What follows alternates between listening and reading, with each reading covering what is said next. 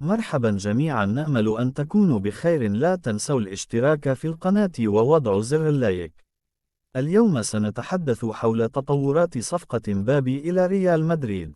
أغضبت هذه الصفقة بيريز رئيس ريال مدريد كثيرا، وتوترت العلاقات بينه وبين وكيلة وأم كيليان مبابي، والموضح لذلك هذا الفيديو.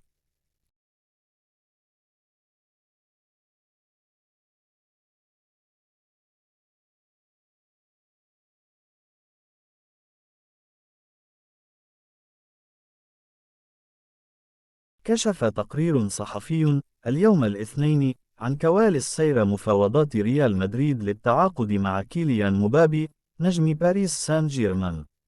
وينتهي تعاقد مبابي مع باريس سان جيرمان بختام الموسم الحالي، وبالتالي يحق له التفاوض مع أي ناد بداية من يناير.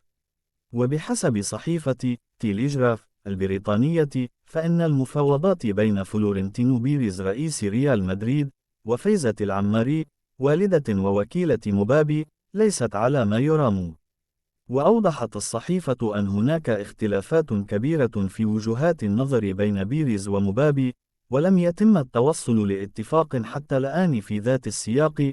أشارت الصحيفة إلى تدخل خوسيه أنخيل سانشيز المدير التنفيذي لريال مدريد من أجل إنقاذ الصفقة. وأضافت الصحيفة أن هناك علاقة طيبة تجمع فايز العماري وسانشيز، وهناك تقارب كبير في وجهات النظر.